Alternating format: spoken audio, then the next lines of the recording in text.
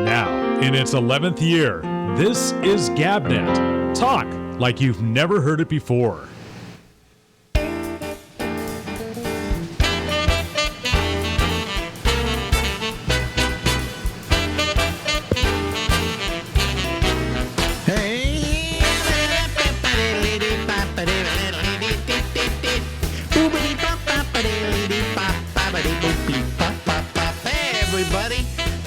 From New York City. Yeah, it's me, Alex Bennett, and this is the Ramble. Ladies and gentlemen, you know, I love him, and I think the world of him, and I wish he lived in New York, because then at least I would have a friend here. It's Larry Bowles Brown.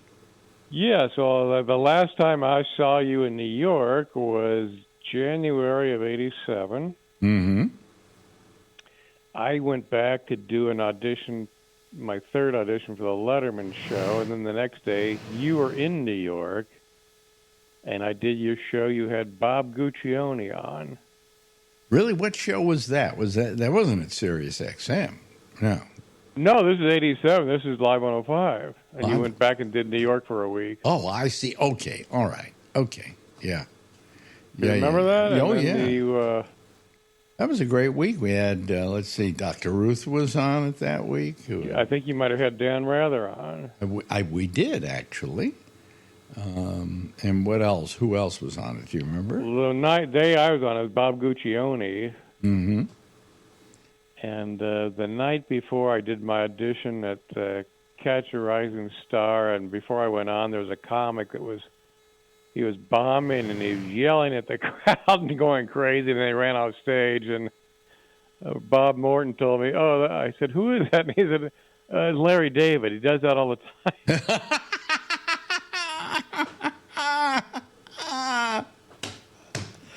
Oh, boy.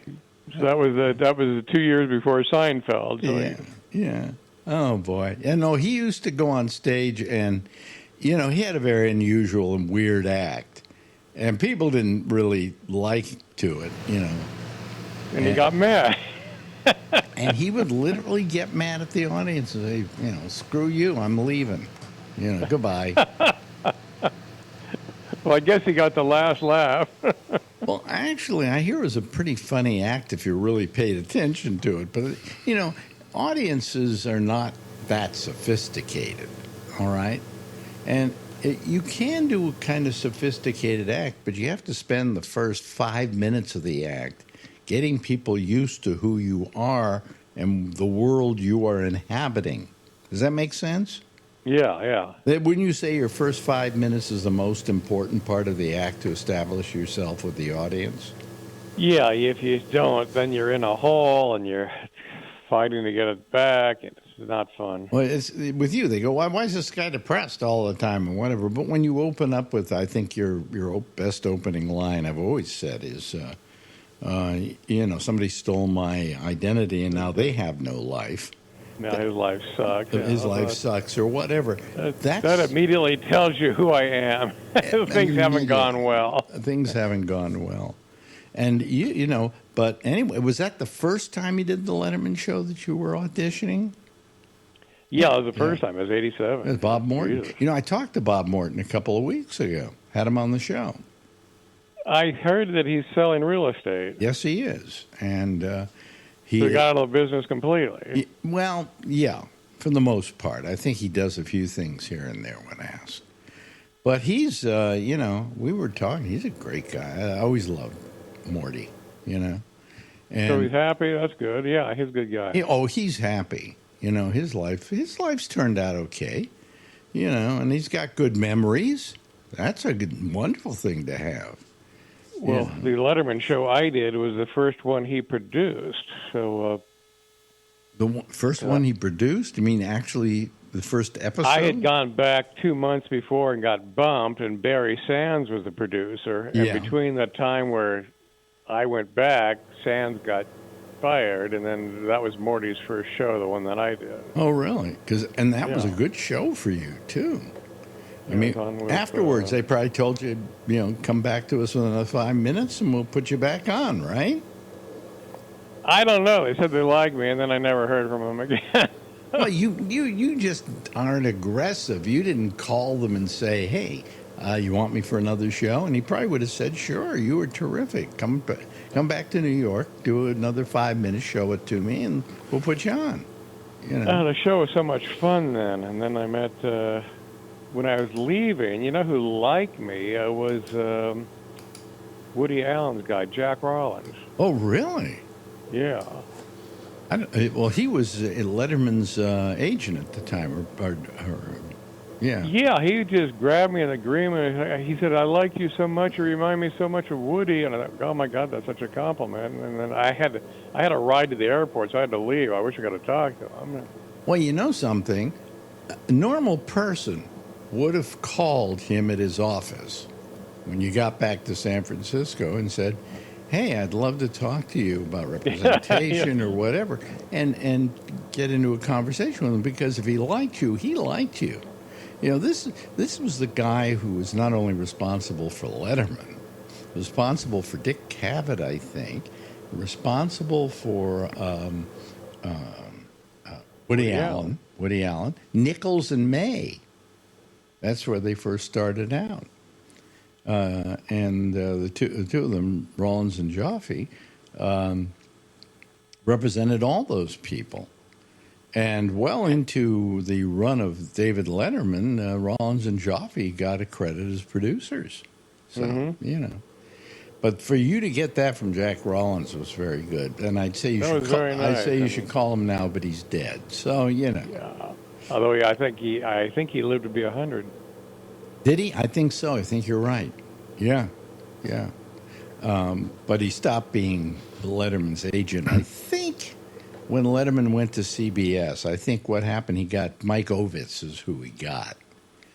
And for a couple of years, Mike Ovitz was his manager. Then I don't know who was his manager. Do you know who, let's see here. Leno had a manager, but after she got fired, because she was just Helen Kushnick. Kushnick. She was so abusive. Nasty, yeah. That finally Jay had to get rid of Helen to survive. And after that, guess who he got as an agent? Jay Leno. He never got an agent again. He did all his own... did it himself, yeah. Well, if you're a good businessman, that's probably a good idea. But I just was reading about her recently, about how she was just torching everything when he got that show, and sounded like a total nightmare. Yeah. Well, I mean, I think the thing that finally broke the straw that broke the camel's back was one night they were supposed to do the Tonight Show, but there was some kind of preemption, a presidential speech or a convention or something like that was one of the few things that would kind of not put the Tonight Show on at the time it should go on. So it got to be about, 10 minutes of midnight, and Helen just sent the whole audience home. Well, 5 minutes later, they were ready to go on the air with the Tonight Show, but there was no Tonight Show. And the network just said, "That's it. We're through with Kushnick," you know. Wow. So that was the end of Helen Kushnick. But from then on, Leno did all his own, contracts and everything like that. I mean, I'm sure he had lawyers who looked at the contracts to make sure they were okay, but he negotiated them. And he did okay for himself, I guess, But it's always good to have an agent. And the reason is you can't speak for yourself very well, That's the most awkward thing in the world, is trying to determine how much money you're worth to somebody. Well, you also can't sell yourself to somebody else. You don't have any. What's the word? What am I thinking of? You don't. Wow, I'm trying to remember what I'm trying to think of here. Is you don't have any any distance from what you do. In other words, you can go in for somebody else and say, "Hey, this guy's great. Here's why he's terrific. Here's how much he wants to get." No, that's not enough. Oh, you're going to give me a little more? Fine, But you never could do that for yourself. No, I'd be horrible at that. Yeah. And I never had an agent. You had an agent, right? Well, for a brief time. Let me tell you about my agent. My agent handled radio personalities in the Bay Area. And I figured for my second contract, I needed somebody to go in there and negotiate it. Okay? So I got this guy to go in and negotiate it. And he went and negotiated it. It got me some good money, But then it was time for me. I was having problems with the station. They were thinking of going to something else. All right. And Johnny Steele had been kissing their ass. So, Johnny Steele used to go in after my show and talk to the general manager and say, Alex wasn't nice to me today. And I'm going, but this I found out after the fact. And so then it was time for me to leave. And, so we're negotiating my exit, which was good because they had to pay me for about 13 more months or something like that. And it was well negotiated. And then we found out he was also negotiating for Johnny Steele. Well, now you're negotiating for the guy that's leaving, and you're negotiating for the guy who's coming in, and that's not right. I think just under the law, it's not right. You can't represent somebody who is leaving and then represent the guy who's replacing him. So when we found out about this, we told him, you got to stop it. You cannot represent Johnny Steele at the same time represent Alex Bennett. And he then stopped representing Johnny Steele. He had a friend of his take it over. Now, so I don't know if in the end, when his friend took it over after Johnny was in there, he didn't become his manager. But, that was the story on that one. That was just really hinky, That's not good. Well, I felt totally betrayed, And this guy wasn't that great either. I mean, he negotiated a number that was lower than I should have gotten on my contract that he negotiated. And it wasn't until my business manager came in and said, hey, listen, you do all these live commercials with Alex, and they do very well. You have about 2 of them a morning. We want some money for each one. And that amounted to $50. And, and if I did 2 of them a day, that was $100. And over a week, you got $500. Before you know it, at the end of a year, it's a fortune. So the extra money I made was made because of that part of the deal. So it was good. It was good. But anyway, and that was my friend Gary, who was my accountant, who came up with that one. So the agent it was just a total waste. And of course, after I left, is my agent going around town looking for another job for me? No. So what kind of agent are you? You're a guy who just wants money handed to you because you took somebody who's already got a successful job, and you're simply negotiating it. So anyway, that was that. Now, how long did Johnny Steele last at Live 105? I think it was about a year, and then they brought Stern in. I think it was less than that, actually. It was about 6 months they brought in Stern. What they wanted to get rid of me, because the station was bought up by Infinity, or CBS at that time, who owned Stern, but Stern was on in San Jose, and he could never get into San Francisco. He never got numbers down there. And they wanted to get him into San Francisco. But they couldn't just, fire me and then bring in Howard Stern, because then Stern would do terribly because the audience would hold it against him. Yeah, I think that was used as a buffer, right? Well, I call it cleansing the palate. They cleanse the palate, and that was the story on that one. So, anyways, Howard came in and. I don't know how he was successful, I suppose, I think he did okay, but it wasn't, I say it was so much better with you. But Well, What's and now is Stern near the end? I think Stern is. Yeah, I think he's near the end. Yeah. Yeah, I think, Sirius XM has been paying him $500 million a year That's insane. over, well, actually, was it a $500 million thing with over 5 years? So it's about $100 million a year. But that's a lot of money. And I don't think he's worth it to them anymore.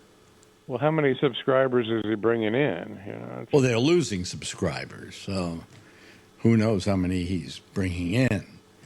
There was a time when he put Sirius XM on the map, okay? And I was happy that he came to Sirius XM because I felt he drew attention to it. And it was doing okay, but it wasn't grabbing. And it was a hard sell to people. Oh, you got to get a satellite receiver and so on and so forth. But then when he went, then it drew attention to Sirius XM. And that was the end of that one, So he did okay for them, but how many? Do you still need to pay the guy $100,000 a year? What are you getting for it? Yeah, and that just seems kind of like a old school business model, a satellite now that the internet's here. So. I think that's what's happening to Sirius XM. That's why they bought a podcast organization. Who did they buy? I'll tell you in a second. They bought Pandora. Really? Yeah. Wow. Yeah. Didn't know that. So they're hedging their bets on that one. Okay.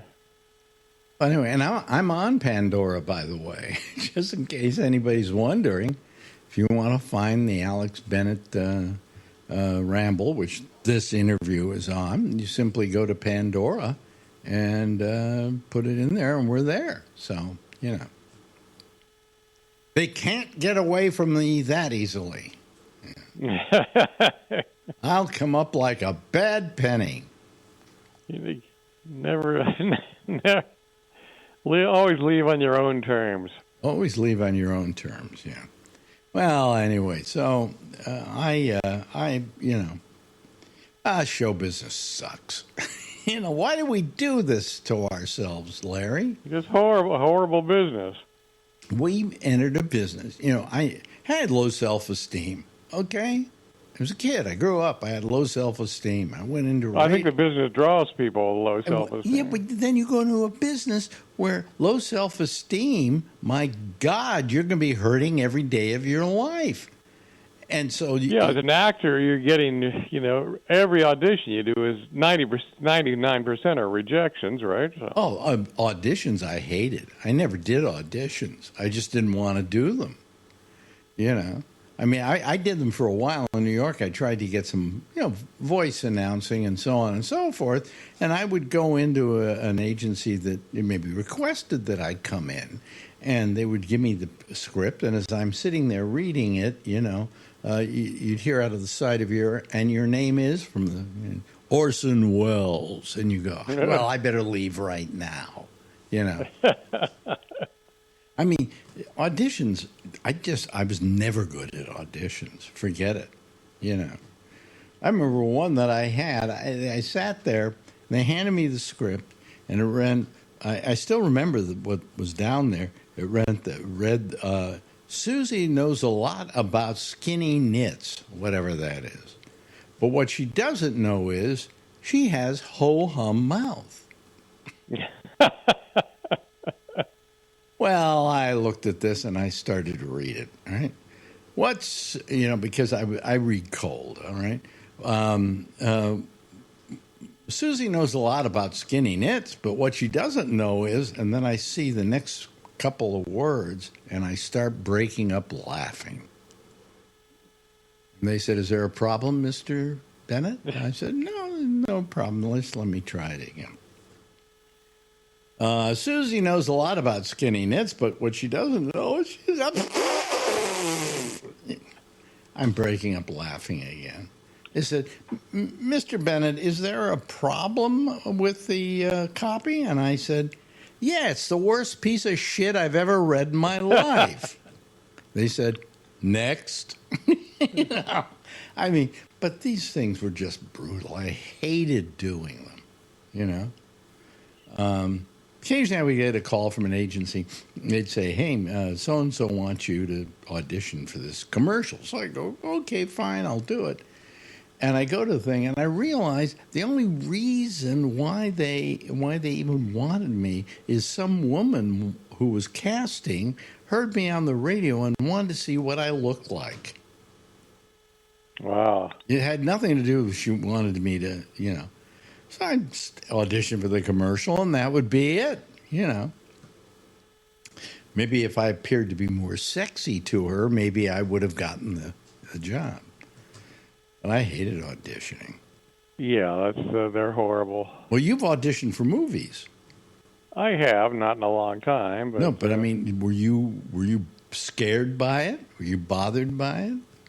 it's a little intimidating. It's you're in a very small room. It's brightly lit, and you've got 2 or 3 people looking at you, and then you got to look down and read the script. And Yeah. yeah. It's brutal. It's just brutal. And even for like the little parts I was going for, there were literally 30 people reading for those parts besides you. So Yeah. just the odds are horrible. We were going to have you read me some questions, but it looks like we're going to be running out of time in about 4 minutes. So why don't you give me a couple of them? Okay, we had some noted personalities of the past. Mm-hmm. I heard of the name, and she lived to be 100, Lillian Gish. Oh, yeah. She was in Birth of a Nation with She was? Griffith, yeah. She did a lot of Griffith films, short films, before that. But then she did Birth of a Nation. And then she went on, she did a lot of stuff. And the last thing I remember seeing her in was a great film directed by Charles Laughton and starring Robert Mitchum called Night of the Hunter. And she, if you've never seen that movie, by the way, it's brilliant. It's gone on to become a classic. And she played an old lady who takes care of these kids who were being chased by Robert Mitchum because he got out of prison, and before he died, the father told him that he'd given the kids some money or something, and he's chasing them all over the bayou. It's a really amazingly chilling and wonderful film. So, Never heard of it. only thing Charles Laughton never directed. After that, he never directed again, but he did a brilliant job on that film. So. One more question. Come on, I got time for another one. About Larry Fine. Larry Fine, one of the Three Stooges. Yeah. Was he one of the brothers? No, he was not one of the brothers. He was not one of the Howards. That's right. Okay, you're right. Yeah. And Larry Fine is the voice that, what's his name? Rhett West. I remember the guy's name who did the voice of Stimpy on Ren and Stimpy. That's the voice, is Larry Fine. It's an impression of Larry Fine. Yep. Mm-hmm. Yep. So, anyway. Let me see here. Do we have any time for more? Yeah, we got one more. Time for one more. Come on. One more. J.C. Flippin. J.C. Flippin, I can see him in my mind. I can see J.C. Flippin. He was a character actor. Did a lot of films. I can't begin to tell you any of them. So he wasn't a heavy hitter. No, he was. I mean, J.C. Flippin was in, like, you know, he was one of these character actors who you're just watching. He shows up again, you know. He worked a lot. You know, character actors made a lot of money in their lifetime. But they didn't Yeah, when they made a lot of movies, I think being a character actor was probably the best way to go. Well, you also lasted longer. So you look at yourself, worked forever. Larry. If you'd gone into character acting, could you still do it? And you did it when you were 20. Could you do it today? Of course. You're even more of a character now than you were then. Right, yeah. You know. You're not age discriminated. I think you could have done very well as a character actor. You know? I think I blew it. And, well, you blew a lot of things, but the fact is, you didn't stop being a nice guy, and I think that's the most That important counts or thing of all. something. Yeah, well, we got a little less than a minute to go, but I can't tell you how much I really appreciate you doing these shows with me. Well, I hope we're not boring people, but it's fun to do. I don't think we are. In fact, I get comments about you, and the other person I get comments about is Lori. But I get a lot of comments about you, how they just love you on this show, and we love Really? we Wow. love having you. You know, I'm shocked. couldn't be better. Ladies and gentlemen, his name is Larry Bubbles Brown, and if he's appearing at a theater near you, I'd say He's the nicest failure you'll ever hear. yes. Come watch a failure. Anyway, I'll see you next week, Larry. Bye. Now, in its 11th year, this is Gabnet. Talk like you've never heard it before. And that was Larry Bubbles Brown, ladies and gentlemen. And I'm trying to, I don't know what's wrong with my microphone today. This is really strange. I don't know what to do about it, but what the hell?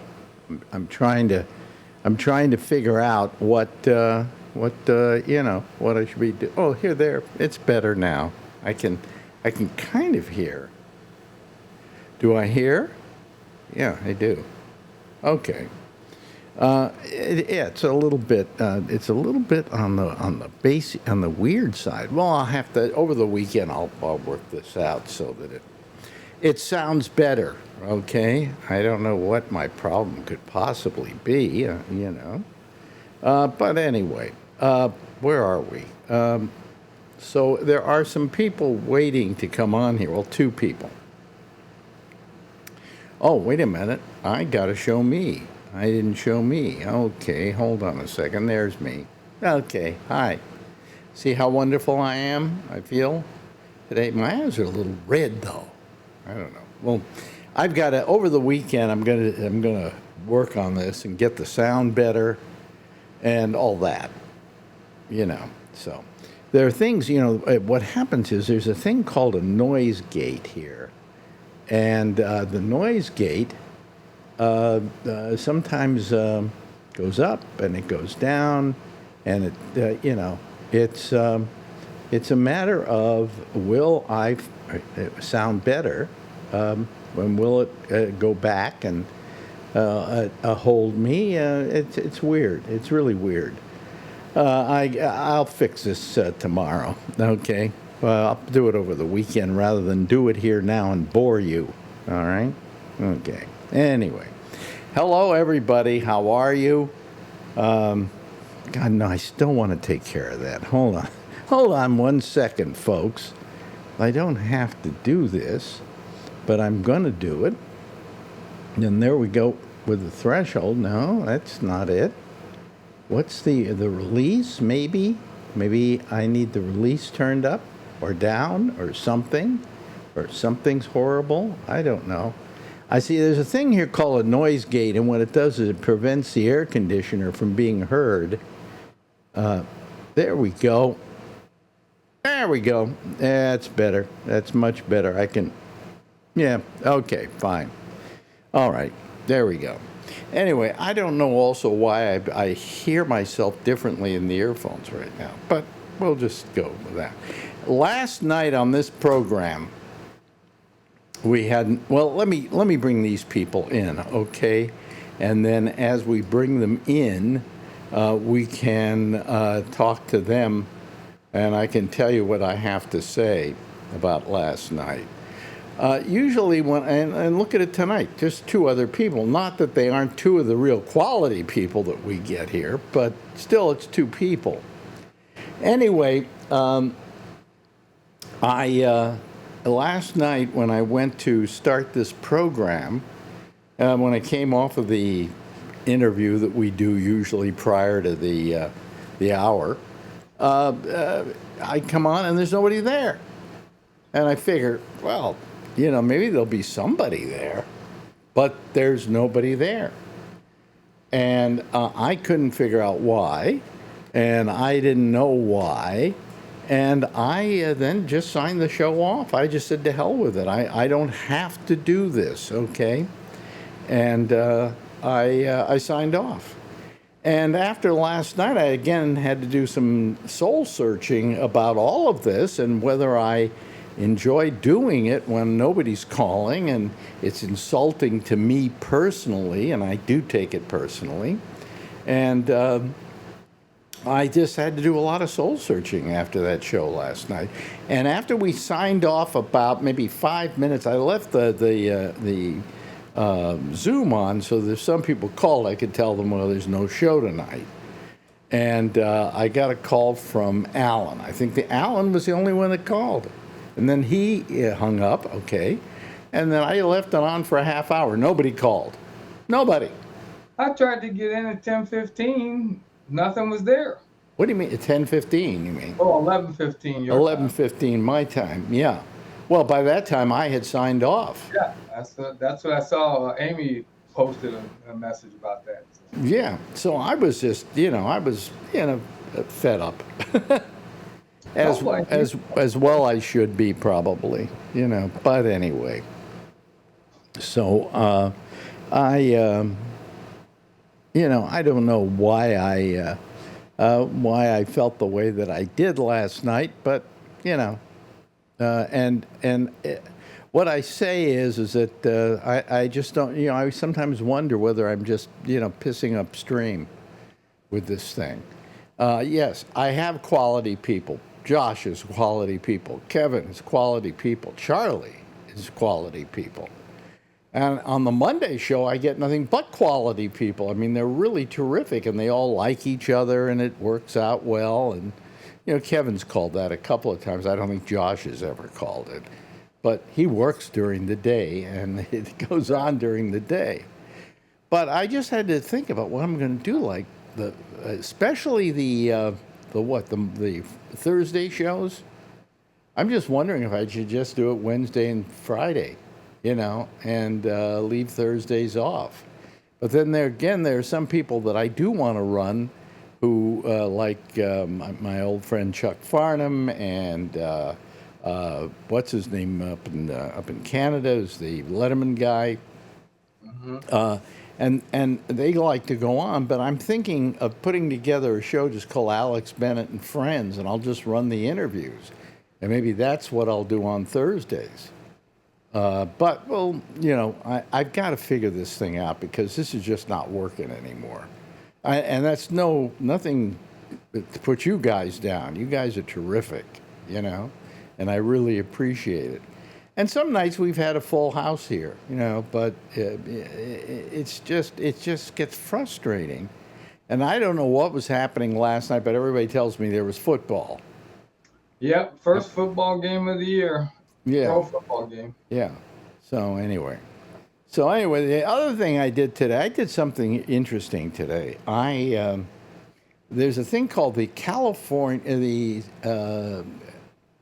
what is it? The California Radio Historical Society, and they've got a building down in the South Bay.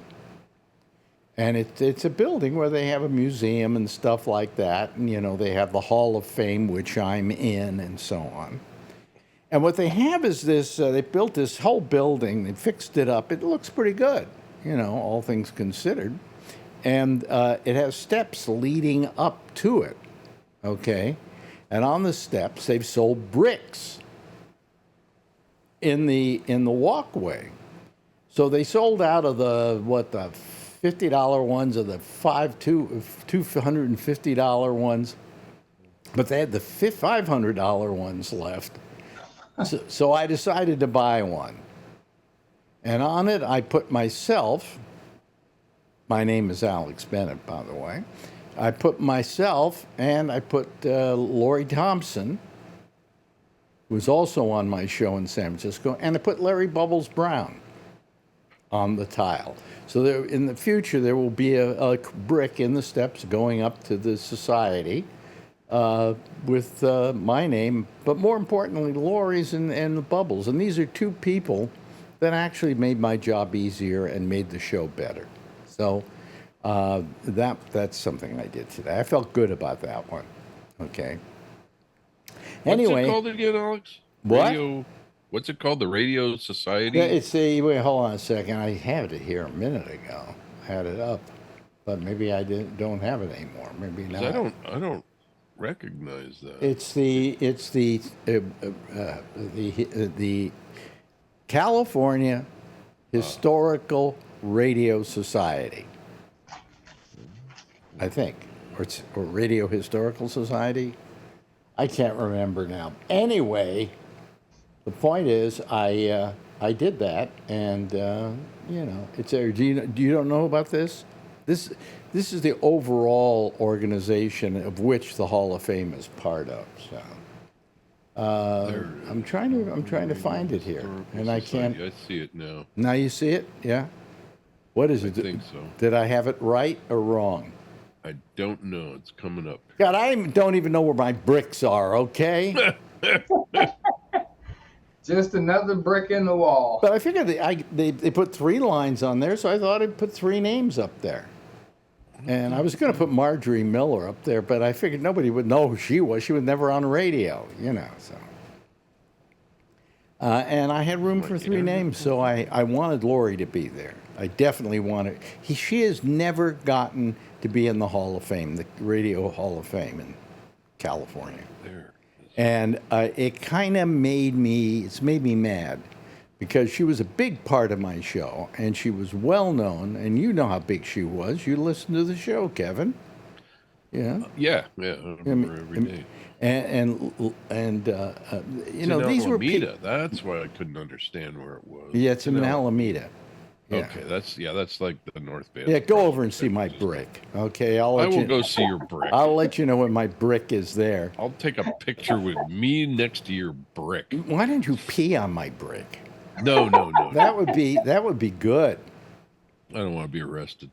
But anyway, I didn't buy it because of any ego thing. I just thought I would buy it so I could get Lori's name on there. And Bubbles, too. These were people who were a big part of my show. I think you'll agree with that, Kevin, since you're the only one here who used to listen to that show. So. Anyway. So I guess it's just going to be us guys here tonight, huh? Darky. Guess so.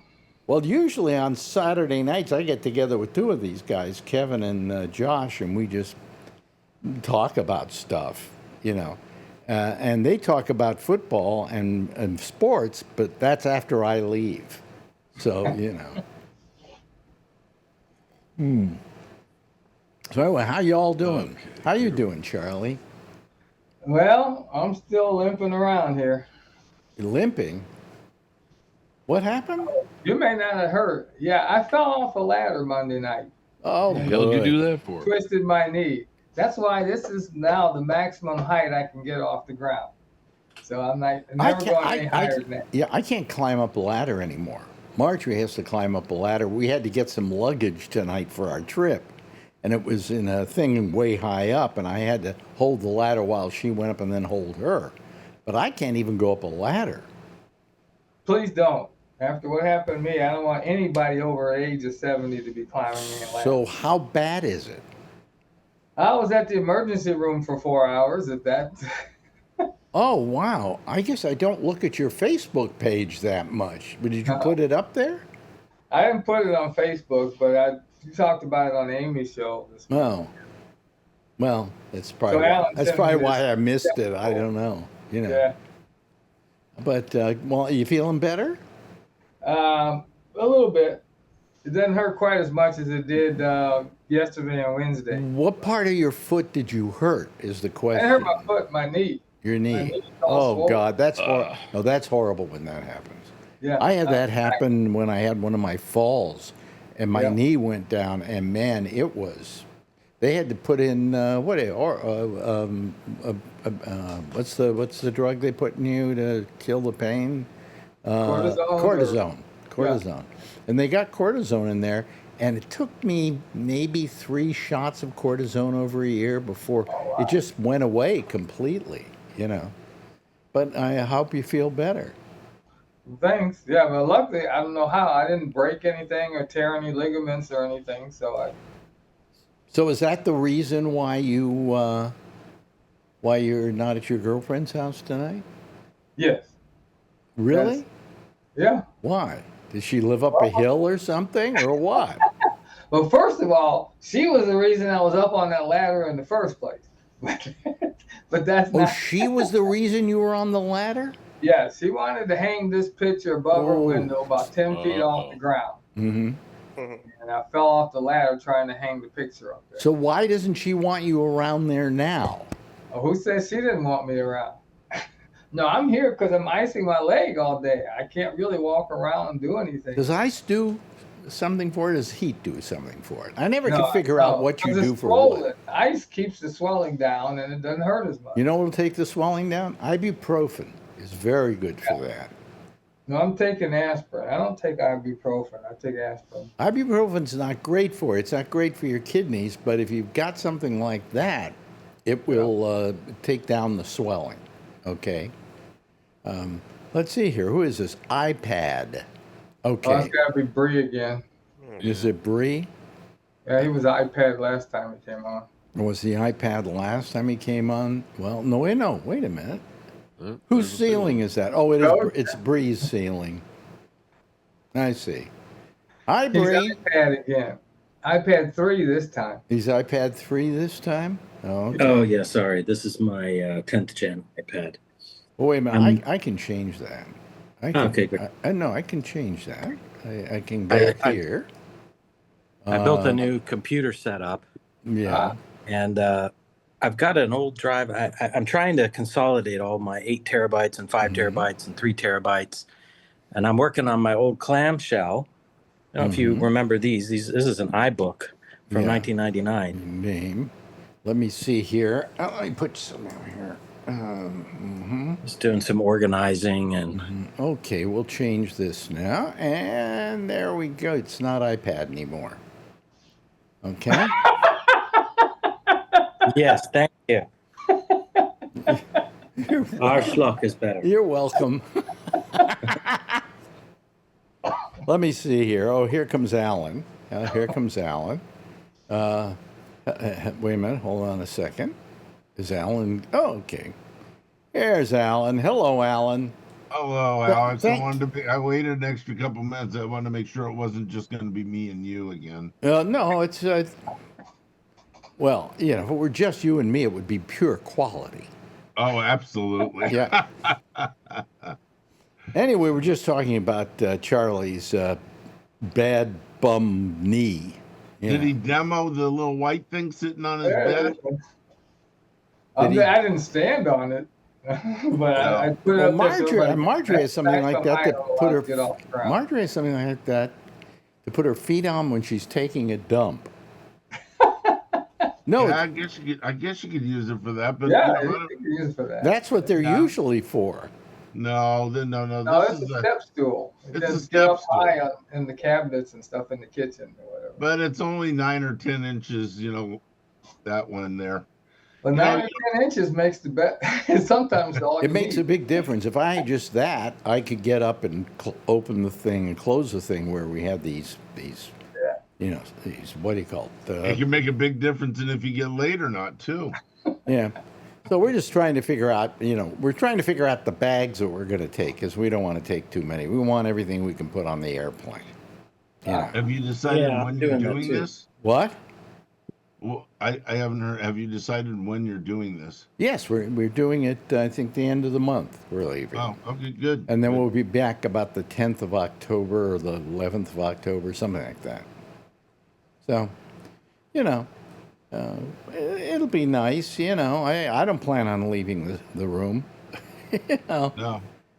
Just bring me my food. But where are you now, Bree? You're always trying to show us your locale instead of yourself. Yeah, just trying to spice things up. He travels so much. Yeah, I like that. Isn't that like the sanitary thing, the way they clean the sanit? No. No. So where are you? You were at home? I'm at home. I'm preparing for some travel coming up next week. Where are you going? Gonna do some snorkeling. I'm going to an island in Thailand. In Thailand. Oh, okay. Do you take your family with you? No, they've got their lives as well. So That's kind of ominous the way you put that. They have their lives. why? I mean, Marjorie has her life, but she lives here and she goes on vacation with me. It's okay. Well, They're yeah. just a write-off. You're okay, boomer.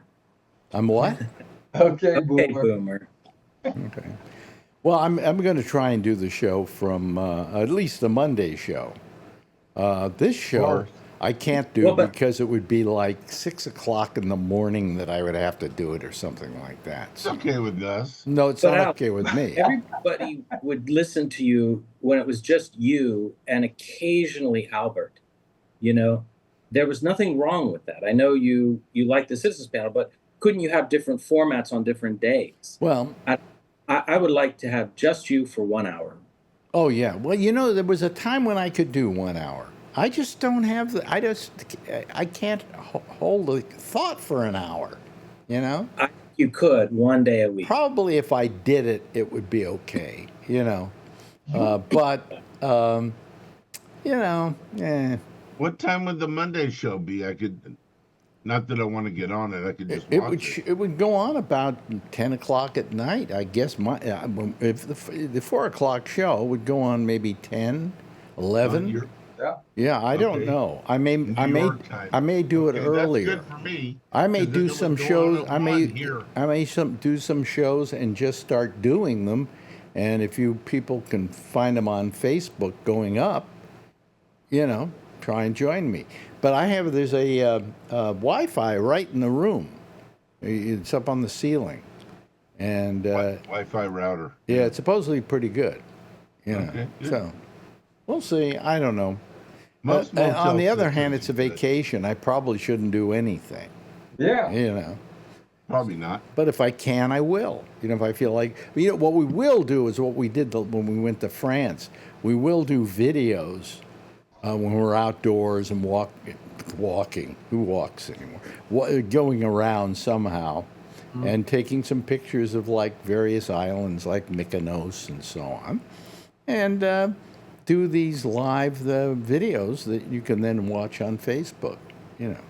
That'd be nice. I used to do whole videos of my vacations, and now I find that just doing those little things works just as well in a way, you know. So anyway, that's the plan. I want to see a picture of you walking around using the cane that somebody was nice enough to send you.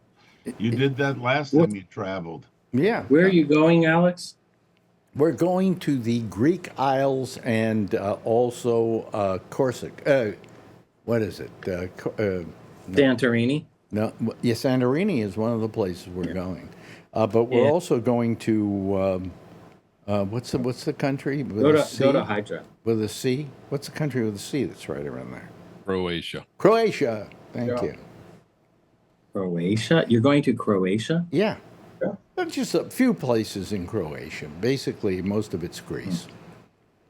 Greece, I would agree. What's wrong with Croatia? Somebody 2 nights ago told me Croatia was terrific. It's beautiful. I did, and so Yeah, did okay. Go to Albania. Lori did as well. Oh, Albania. you've been to Croatia, Kevin? I have not, no. But Lori told me they had been to Croatia and she No, but loved I got it. a bunch of people I know, and my daughter was brought up by a But Croatian. should I basically. take travel advice from Bree? Yeah, he's been around the world. Yeah, Wanna he's see been all over the world. He's been all Wanna over see the world. lizards? That doesn't mean he has taste in the places he's going. Well, You know, he's a little I have- younger than I have a the guy rest know of here. that- us. I have a guy here, I know that Greece Michael is Snyder, better who than does Croatia. movie reviews. Right. And you would think if he did movie reviews and he said, "Hey, this movie's good," then maybe that's good advice and you should go see it. Not with Michael. You know, he recommended something a couple of weeks ago, so we watched it, and it's Licorice pizza. Mm-hmm. Licorice Pizza. I haven't had a chance to watch yet. You said you hated it. Yeah, Here you we said go you hated again. Licorice We go Pizza. again. I didn't Yeah. see Licorice You got Pizza. it mixed up with Mystic Pizza. No, I didn't see Licorice Pizza. Well, Oh, God, it's just giving me a horrible time here. But just because somebody is an expert doesn't mean they're saying the right stuff, okay? Right. You know. And you know I love you, Bree. Well, that's a lie. I love you, Bree, but you know, I don't know that I can trust you on where to go on vacation. Like, have you ever been to the Galapagos Islands? No, I have never Because been we're there. thinking of going there.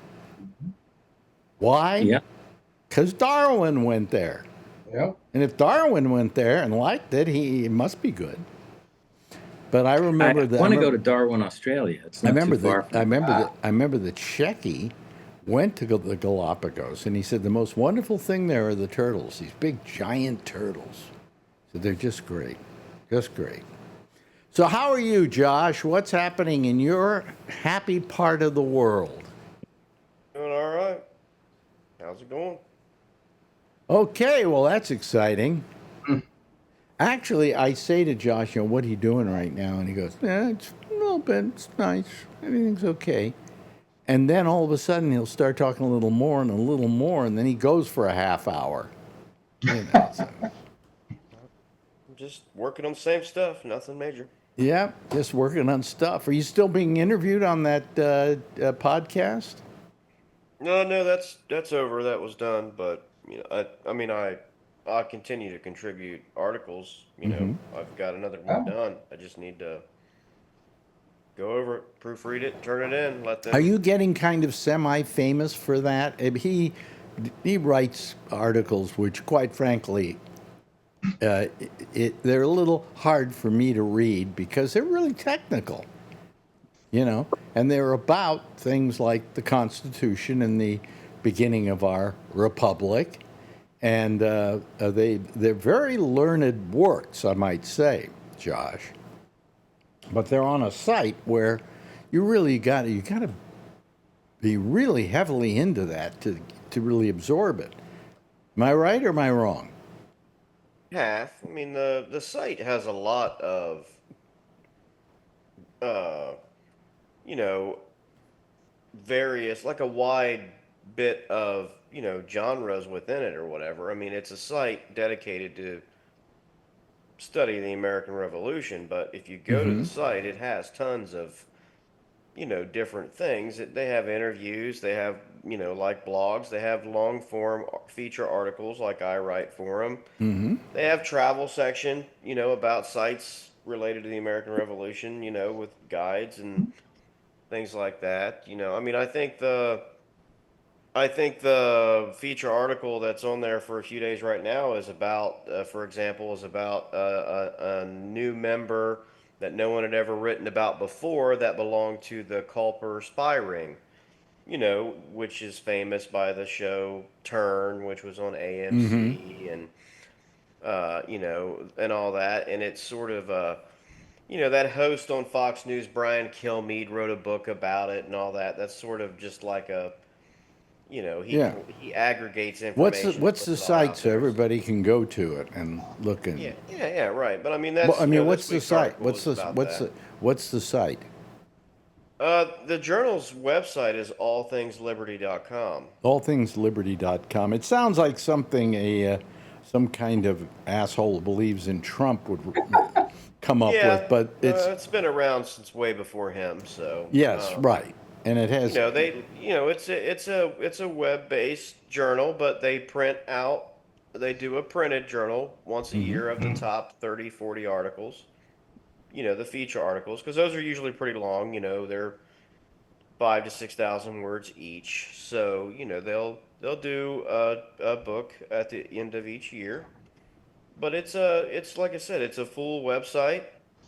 Um, uh, has its own podcast attached, a lot of interviews. It gets a lot of traffic. I mean, the numbers were given to me. I mean, it gets well over like 1 million views per month or something like that. Well, You know, stick with so them. Don't call me. Jeez, you right. know, I mean, don't waste your time here. you know, it generates a lot of traffic, I guess. You know, so um, you know, I don't know that I'm not I mean, I've gained some notoriety. I mean, there were a few people that read the work that are in the field that reached out and said things. I mean, I don't know that anyone really, has heard of a lot of them. I mean, some of them are pretty well known in the community. I mean, if I gave you a name, you could go to Amazon and type their name in, and they would come up with, books.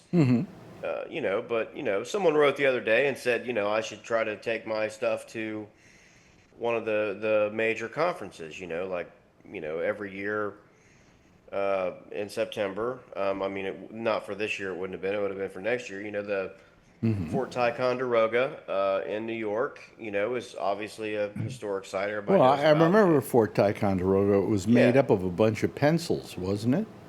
Yeah, right. And then every year at Fort Ticonderoga, they host a huge conference on the American Revolution, and a lot of people go and they present. This year, I watched most of it. C-SPAN sent their cameras there this year as part of their 250th celebration stuff they're going to be doing for the next year or two. C-SPAN went and recorded the whole thing, and they've been showing it for the last couple of weeks. You know, well, that was one somewhere else. I'm sorry, but they're going to be there this year. So, I mean, some of these conferences are pretty big. I mean, C-SPAN's not, that a lot of people care about. I'm just saying in the field, these things are pretty well known. So, if you go there and you present a lecture and, they record it, they might throw it up on the channel, So, I mean, then you get a little bit more notoriety. And, as you try to have a book published or something like that, you can say, what all people, the Right. kind of things that you would have said when you were looking for another job in radio, right? Right. I appeared on this, I appeared on that. This was my rating. Here's a review somebody wrote about me. You just have to like fluff yourself up or whatever. It's just the way it is. Well, when I went out for jobs, I hid my reviews. So, it was So yeah, it's been nothing I it's wanted been anybody to see. positive. Yeah. And I notice, Alan, that your hand is hurt. We have a bunch of people that are just in bed in a bad way today. What happened again? What was that? Surgery, elective surgery. The tallest finger on my hand. Oh yeah, the one, the important one. Got trigger finger in it.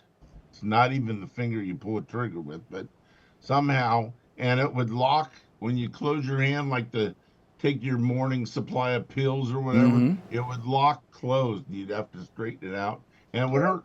And so they have surgery called trigger finger release, and they numb it up with Novocaine, and then they go in there and clean up the ligament or something like that, and then stitch it up, and you wear a bandage for 2 weeks while the stitches are healing, and it comes out on Tuesday, and hopefully I'll be able to see my hand again. Well, it's nice. It's good, and you'll feel better. Of course. I may have to have something on my hand.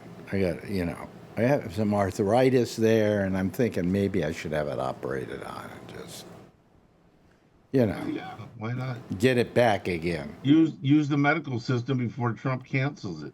Yeah. Yeah. Now, Kevin, on the other hand, I'm sorry to hear your cat died, right? Not yet. What do you mean, not yet? Apparently. Not yet. You wrote me and you said that your daughter. I had to have the talk with my daughter. The talk with your daughter about putting the cat down. Yeah. But Yeah. I bet you can't bring yourself to do it. It's not easy. I just paid about $2,000 to avoid that talk. Mm-hmm. What do you mean $2,000 to avoid that talk? You had to pay $2,000 to fix the animal or to have it Yes. killed? That's right. What? To have it killed?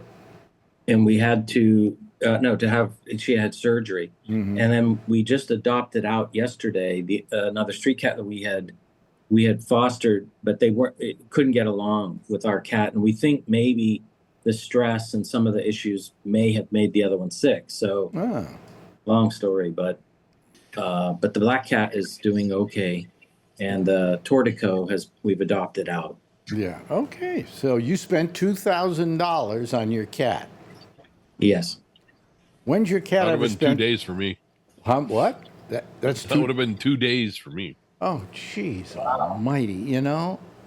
As I said, when I was a kid and you went to the vet, the bill was $15 and that was it, you know? Isn't it cheaper to just go get another cat? Open the door, say, I'm teasing. So, You know, it's it's the just, last dog I put to sleep, I felt it would have been easier to put my mother to sleep. well, you know something? It's something you do for the pet that the pet can't do for themselves. When they're in great Absolutely. pain and they, you know, it's either continuing with the great pain or putting them down. You Yeah. put them down because you Well, this is love the them. problem is he's not in pain. He's just tired, you know. Oh, And he's okay. gonna get real tired, and we're just kind of just bracing my daughter for it. And it's her cat, and she's off in college, and she was upset that Well, she didn't take the see cat him. with her, though. No, but she has one of her own up there now. Oh, three-legged. okay. Ah. Okay. But still, it's her cat. Well, her idea of putting the cat down would be telling your cat she likes the new one better. No, How no, old is that the doesn't cat? happen. He's 11. Really? That's Okay. all? Got kidneys Oh, boy. failing. Can He's you just replace? Are tired, there he's not kidney eating. transplants for cats? They do. Yeah, I think they do. Yeah. I wonder how Do much. anything.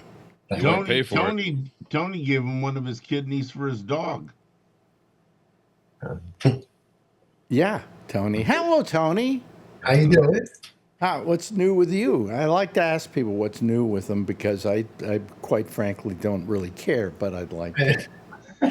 I was just watching a little of the game, and I was actually watching. I know you don't like the old TV show. I'm going to say, but What game? I like Wait a it. minute, what game were you watching? I was watching the Charger game, and then I was watching an old TV show after it. I turned it off. Well, it's football time, so I won't get any callers anymore. I was watching the Gabe Kaplan Welcome Back Counter. I like it. I bought season 1 on Amazon to download it. Well, you like the crappiest shows. I like it. Welcome I like back, Cotter wasn't crappy. He was the Welcome one, back, Cotter. Mr. Carter. I didn't send Tony a ladder, but I sent him something else. Oh, I gotta say that to Alex. I gotta say something. Alan, you didn't. I got something from Charlene about my dog, Alex, like a plaque. I thought it was from you, Alan, but it was from Charlene. She told me. No, A plaque about your dog, the one that died. Hold on, I got it in my mother's curl. Yeah, this is a clear plastic plaque where they say something about, I'm sorry about the passing of your dog or something like that on it. And I sent it from Amazon. Oh, okay. I wonder what Charlene By the way, sent. what kind of pants is he wearing? Yeah. Yeah, really. What are those pants? Oh, these are my superhero pants. Your what? My Marvel comic pants. Oh God. Marvel comic. Oh fans? God. Will this guy ever grow up? Why would you want to grow up? Yeah, really. Be a kid all your life. Yeah. Well, I you know what I'm really amazed by is that our president is now killing people. He's doing what? He's killing people. Oh, yeah. Department of War now. He is the war president. Oh, yes, not the Department of War. It's not the Department of Defense. Now, to his credit, when I was growing up as a kid, it was the Department of War until, what, in the 50s? Some point? What, do you I think 49 they changed it, yeah. 49? He's determined if he's not going to get the Nobel Peace Prize, then he's just going to go the other way. Yeah, right. Right. But anyway, so there's a vote off Venezuela. And they figure since it only has so many people on it, the rest must be drugs. So they sink the goddamn thing and kill all the people on the ship. Yeah. How can he do that? I'm sorry. He's a sociopath. That's how he does it. You're right. He's a sociopath. Or an anti-sociopath. I don't know. But anyway, he's a sociopath. I mean, what's going on there? I don't understand. Doesn't make a hell of a lot of sense to me. I'm sorry. Yeah, so. I don't think it makes a lot of sense to a lot of Americans. I mean, I just don't think. I just nobody. You're like this, Josh. Not a single Democrat complained about it. Did you hear any Democrats complaining about it?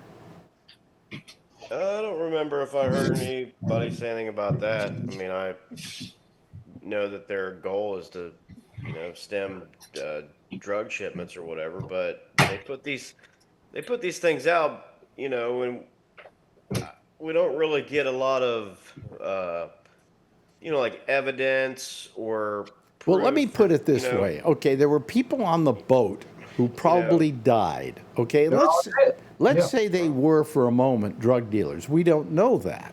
Okay, Right. and nobody could tell from the ship, from the Possible, right. airplanes that bombed it, whether it had any drugs on it. But Well, I mean, I'm sure for the target, they had some sort of ground intel and that might be fine. But right, but we don't get that info. Is what I'm let's saying, say they caught that boat coming into the United States, and they arrested everybody on that boat. Would they get the death penalty for that? No, I don't think so. Well, they I mean, did.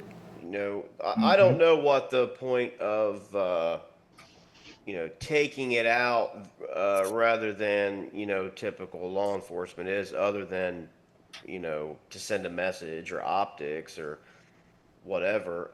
Send a message to who? Americans Yeah. saying, "Look at me, how tough I am." Right. Well, more or And other less, countries. yes. And people who might want to ship drugs here, which it won't really. Quite stop, frankly, I think obviously. they should ship all the drugs they can into this country, because I don't know about you, but I need them to cope with this administration. Yeah. Yeah, I've never been, as concerned about that as politicians want to act like they are. Well, But it's a cheap issue. it'll. I mean, But it's a cheap issue. the, oh, look, the I'm demand is not really going to go away for drugs. So Yeah. if they do manage to crimp the supply, it will just drive the price up. No, it won't even drive the price up. They just got more. They'll It's a just ship it practical in. matter. But I mean, if there is a reason to bomb a boat, and they want to tell the American people that, okay, fine, but they didn't really say, at least maybe I missed it, I don't know, but like, look, this was a shipment, large shipment. This was the people. This is what they had done in the past. I don't know. I'm just making things up, but they had killed an American here and there, and they were on their way here, and all that, and we have decided this is how we're going to fight the drug war now. And all, but they didn't really do any of that. They just, like you said, they just sort of put a video out, I guess, of them tracking and shooting in a boat and killing everyone, and we killed some drug dealers. Apparently, I mean, had they just left down in South America or whatever? I mean, They were left Venezuela. right. Yeah. So I don't know how. I mean, it would have taken them a while to get here. Obviously, they were no danger to the states. So they want to kill drug runners.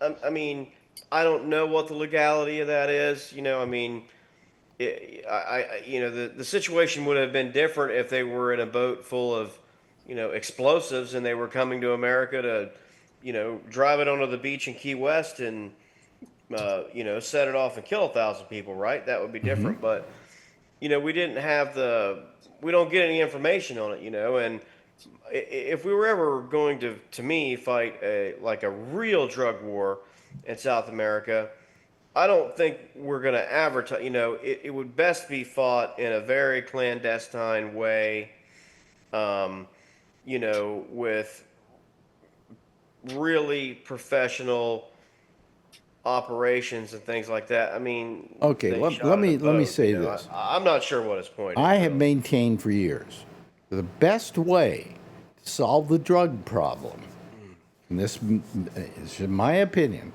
make them all legal. And Yeah, that would I'm- take I'm that would not take really that would for- ta- that would just take the bottom out of the market for them down there. Yeah, I'm not really for the things that we have now. All the illegal. I mean, like I said, I get about all the like fentanyl and all the addictives people, but I mean, I do have my thought that We wouldn't have Those a people fentanyl. Wait a minute, chose but to we start using wouldn't drugs, have a fentanyl problem if we made everything legal. okay? Because people wouldn't be cutting their cocaine with fentanyl to try and make it go further. There wouldn't be any of that going on. And we would be saving lives by making it legal. Yeah, right. I'm not necessarily for all these drugs being illegal either. I mean, I wouldn't have a problem if they were legal. I mean, personally. And people say, well, what about heroin?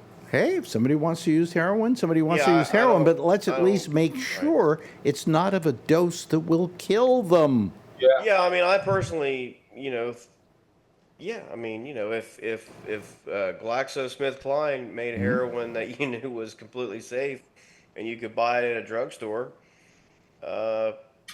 Or They go do. get a I mean, prescription I guess from your doctor. I wouldn't care. I mean, if you said you were going to go, that's fine. But the you know, reason not my why business. these politicians always use this as an issue, it's an easy issue, you know? And I got to tell you, if you talk about, like the cartels wanting to kill people, senators and so on, who want to create legislation. The one legislation that would get them killed the fastest. What the hell was it? That was my sister called me. She hung up. She picked. Wait, sorry, Alex. Anyway, where was I? About the The one thing that would get them killed. No, the one thing that would get them killed is if they said exactly what I just said. Let's make everything legal. Yeah. Because that would hurt their trade more than anything. That would have just taken the bottom out of the whole, Bolivian situation and so on that was happening with cocaine, for instance, in this country. And most of these drugs aren't that dangerous. I mean, yes, certain drugs are, okay? There are certain dangerous drugs. But you warn people about them. So, and they only get into the other drugs because people are trying to, cut them with something that's cheap, okay? So, anyway, what were you going to say, Tony? I was going to ask you a question. Here they go racing down my block here. I was going to ask you, when I used to work in a printing place, my uncle's place in Long Island, I used to take the railroad back home, and they used to drop me off, one of the workers, by the train station, and we used to drive past the methadone clinic. Any reason why, Alex? I don't know if you would know. When they weed them off, why would they weed them off of the methadone to get them off? What did that The trouble with methadone is it's more addictive than heroin. It is harder to get it takes only about 3 days to get somebody off of heroin, at least to get their body off of it. The fact is the effects of your body not producing endorphins takes a little bit longer, but you can get off of heroin pretty easy, and then you do have problems though with withdrawal. Okay. This withdrawal period for methadone is 3 months. So most people never get off methadone. Oh, okay. There was a song that somebody sang to me once that went, Rockefeller selling skag, but he says it's phony. Stick a needle in your arm and call it methadone. But, but that's essentially, the government just said, hey, don't use heroin. Here's a drug we're supplying you. Yeah, it was always lines. I'm like, wow, look at this. There was lines around. It was just a terrible thing. Yes, yes, Alan. Tony, could you look at your phone, the text I sent you? Thank What are you. you sending texts to each other while the show is on? No, it was quiet. He's got the text turned off, and you wouldn't hear it. Sorry. Yeah? What's his... I sent him this thing, and he's looking all over for it, so I took a screenshot off of Amazon. Can I read the text? No, God. Okay, sure, fine. Or maybe you can just tell us the text you sent, and he doesn't have to read it.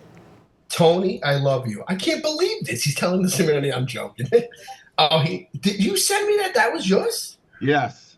Oh, that was yours. I take it back. It was. Excuse me, I don't want to interrupt your little text party here. It's a plastic piece of plastic. Yeah, you were my favorite. Oh, okay. I'm sorry. Charlene sent me something too. I didn't get it yet. Oh, okay. Okay, so I thank you again. Thanks again, Alan. I didn't mean that. You're welcome. Nobody ever sends me anything but crutches. No, I didn't send you crutches. Not crutch, a cane. Cane went to Paris with you. Yeah, he took his cane to Paris. Yes, and it's a very good cane. Marjorie took hers too. Marge. I saw them both on YouTube. Yeah, but she didn't take the one you sent. She has her own little cane that she likes better. Okay. But, you know. All right. Well, are we at that age where we're talking about what canes we like best? Yep. Do you have I would get you one before you leave that's got like the American flag on it, but I'd be afraid somebody'd shoot you. Somebody would shoot me for that. Yeah. Yeah. I got one that's got like a real nice head on it and stuff, but it's a little too short. I should have bought it one step higher. Yeah. I thought we were talking about canes here. We're talking about canes. Oh, okay. What do you think I was talking about? I don't know. You're making a joke. I'm making a joke. Yeah. I see. Did you guys bring up the my brother was so sick to our stomach about the little tech giants all saying how great of a leader he was? I couldn't believe Bill Gates was. I lost a lot of respect for him, Alex. Yeah. How do you I say don't this know guy's a what's great with leader? these people. Usually I would turn around and say, okay, so what's his name over at Apple is kissing Trump's ass. I'm not going to buy anything more from Apple, but I need their products. I do like their IMAX. The president of Google yesterday settled with Trump, and then the EU today fined them for antitrust. Nobody seems to like Google lately either. Well, the trouble is, what happens with companies is they get so big before they even realize it, that they don't realize that the practices that when they were a small company that they did, today, when they're a big company, are anti-competitive. Okay? And so you don't realize that this is something you got to watch out for.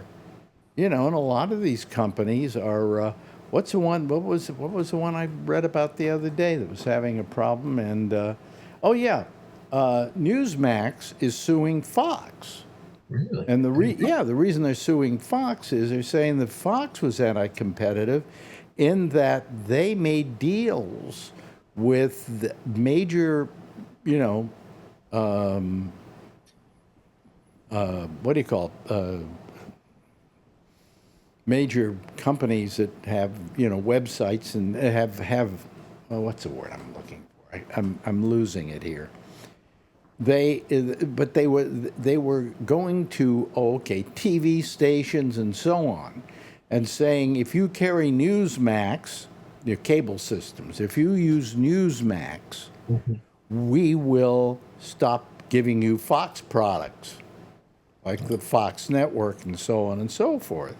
Or more than that, we will charge you a penalty for carrying our Fox channels.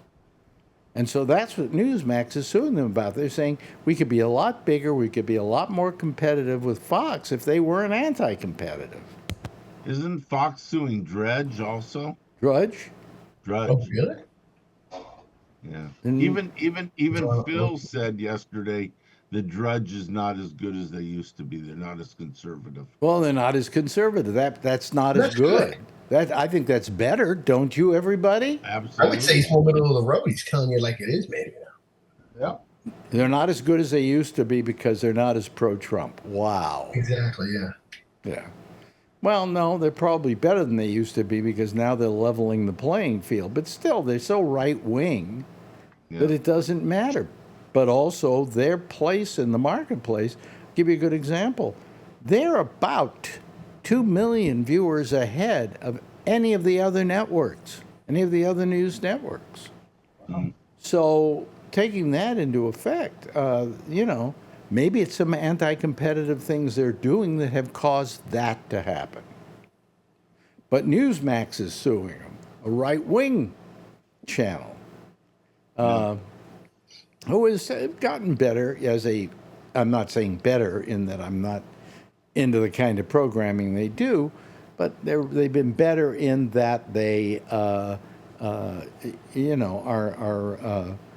a more quality network than they used to. They used to just was like they were working out of a basement somewhere, and now they actually look like a news network. Versus a living room in New York and Harlem, huh? Yeah, well, yeah, except. Well, this is a big studio, Oh, that's right. Forgot big studio. You forgot my big studio here. Big studio. Yeah. Anyway, anybody have anything interesting they're going to do over the weekend? I'm going to make meatloaf tomorrow. Is that the most exciting thing anybody can say here? I'm going to make meatloaf? And the Jets Sunday to lose, so I know.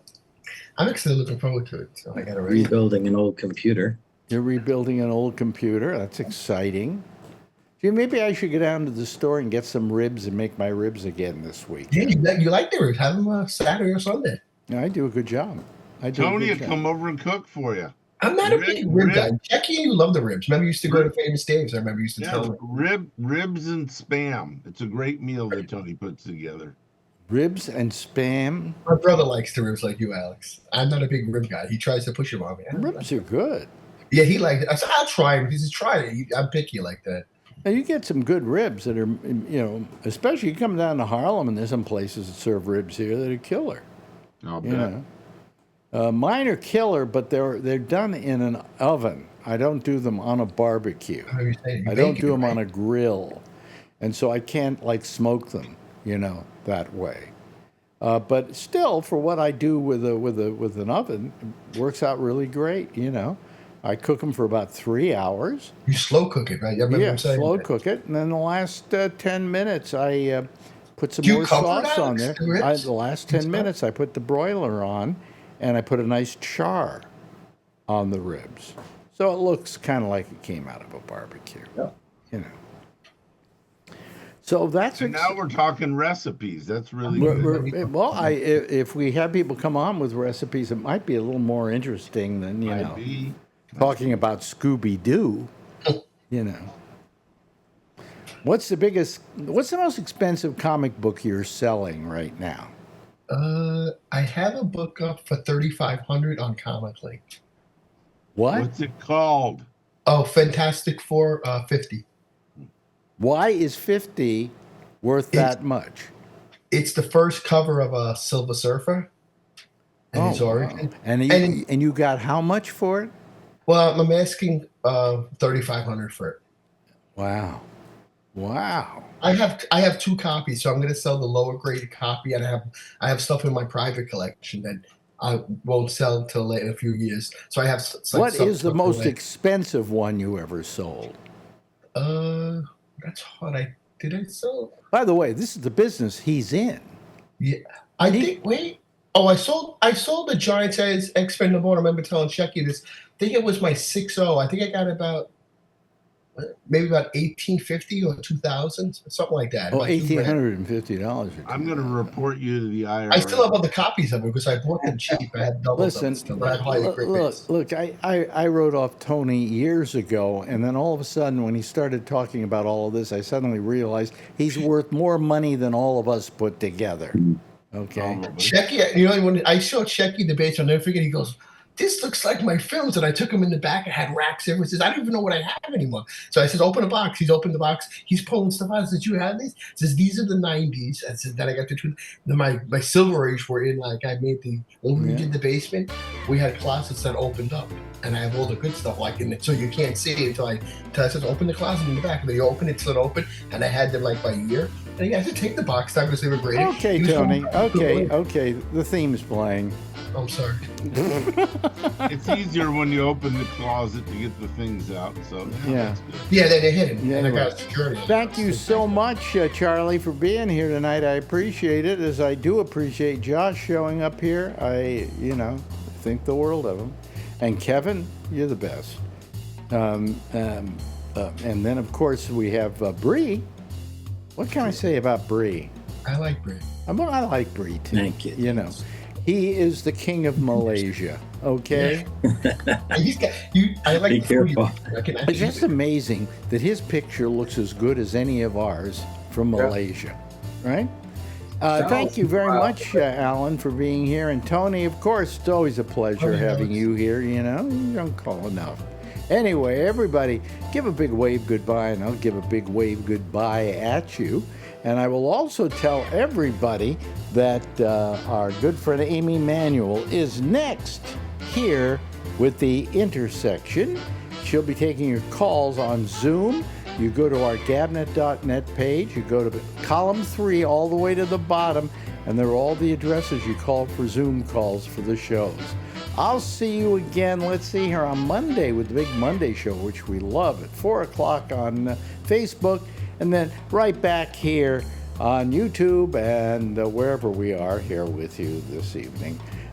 Next week, on Wednesday, same time, same station in life, and in the meantime, as always, if you see her, of course, tell her I love her, will you? Bye.